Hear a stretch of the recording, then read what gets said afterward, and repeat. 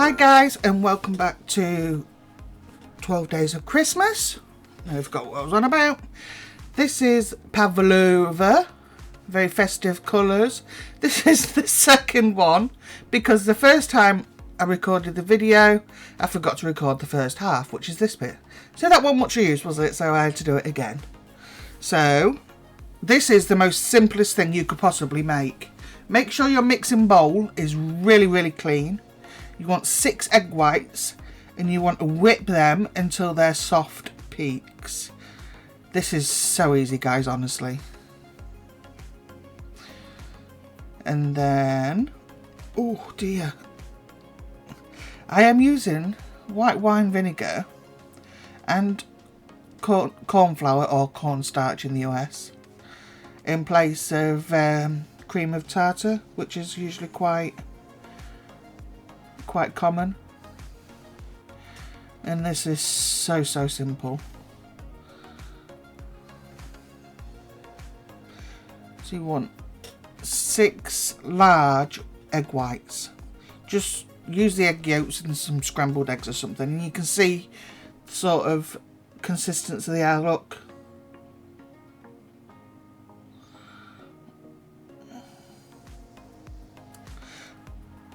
you want 350 grams or 12 ounces of caster sugar or superfine sugar, and you put it in a little bit at a time.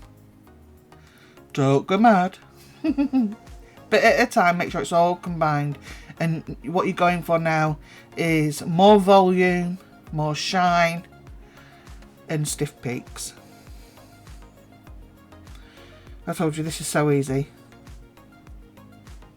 And it makes one of them puddings that most people like. Except me, because I'm fussy, obviously. While this is whipping up, preheat your oven. Gas 3, 160C or 140C fan.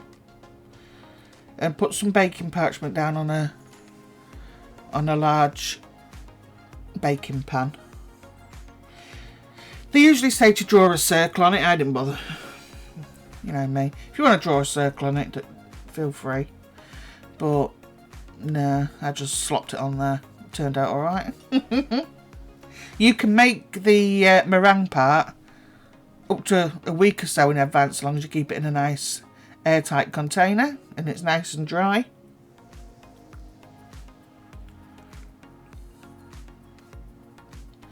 So make sure all that sugar's mixed in. You can see now. Look at that, look. I mixed it on high when the sugar was going in. And you want them stiff peaks and glossy.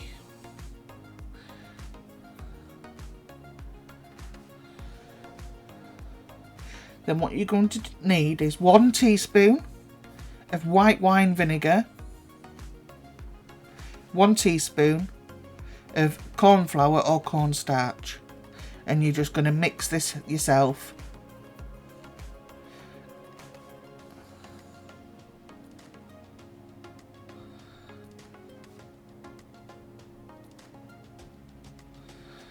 Into the meringue. Hope everyone's run up to Christmas is going well. We're nearly there now, guys. The man in the red suit will soon be here.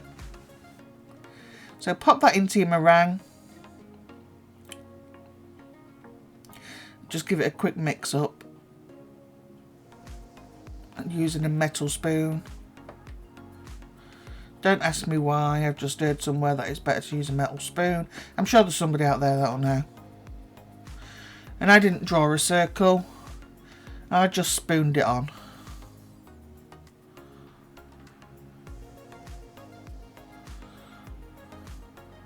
I want it to look homemade. I don't want it to look like it come out of a shop. That's not the aim of this here.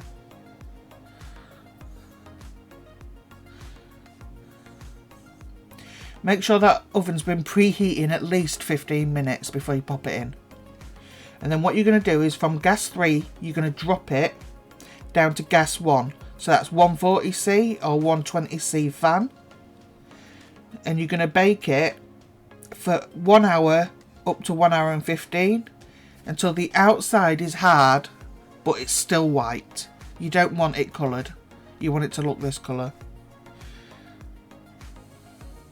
And then once it's had that time, you're going to turn your oven off and leave the pavlova inside. You can either leave it for an hour, 2 hours, overnight, whatever. You need it to cool and dry out. Now it's going to crack. And you might think, oh no, it's gone wrong. It hasn't. That is what it does. It does crack. All I'm doing is I'm just making it look homemade, basically. Mountainous peaks.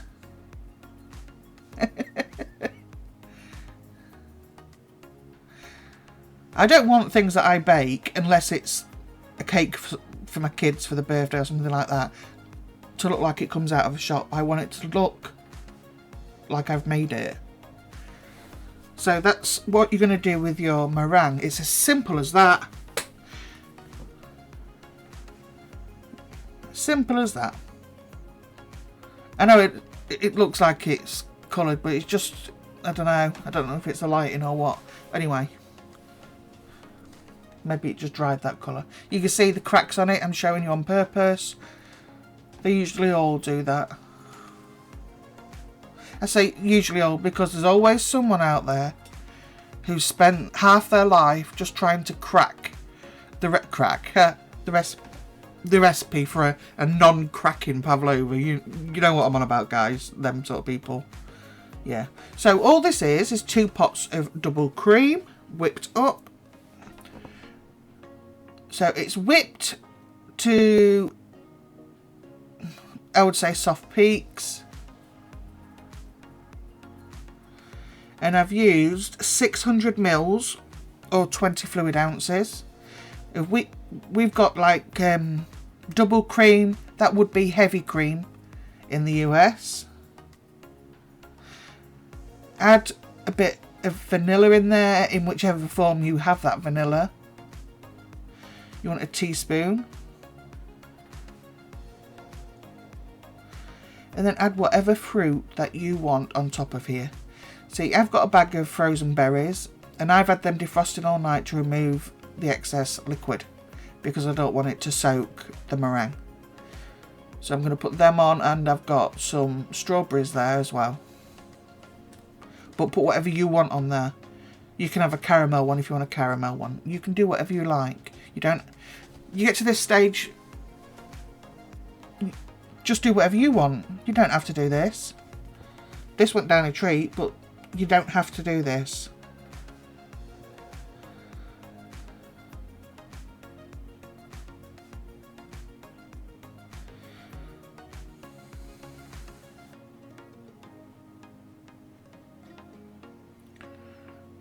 I can't remember if I said about storing the meringue. Oh, I tell you, old age. Yeah, I did. I was wrong. It's not a week, it's a month. You can do the pavlova and it can be made up to 1 month ahead, but wrap it in cling film and then foil and store it in a cool, dry place. And yeah, you can make it ahead. You can maybe do a tropical pavlova, something like that, a caramel and salted caramel and chocolate. Make the cream chocolate. You could do whatever you like. I just went this route because it looked more Christmassy because of the colour. So it is as easy as that, guys. It's hardly even a recipe, it's so easy. I didn't want to pull the green off because red and green, it's Christmas, isn't it? I had the knife out ready to cut them off, but then I thought, no. So I left them. And that was part to do with the colour of it and part laziness, actually. I don't mind admitting it. Part laziness.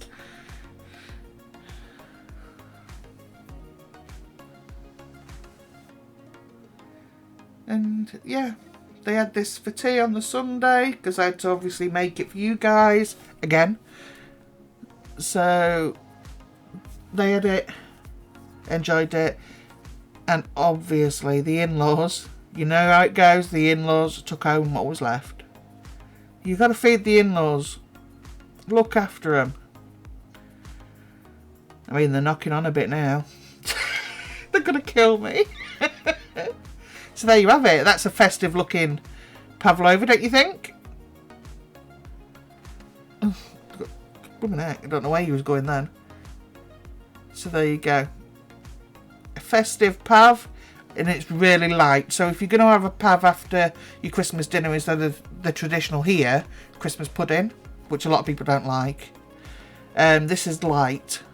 The meringue's light, the cream's light, and then you've got the fruit. So yeah, perfect. So I hope you guys enjoyed it.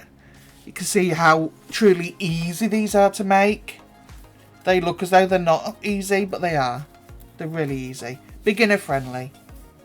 And I forgot as usual to take a picture when it was dished up, but Steve managed to take one on his plate, take a picture of his plate before he inhaled it.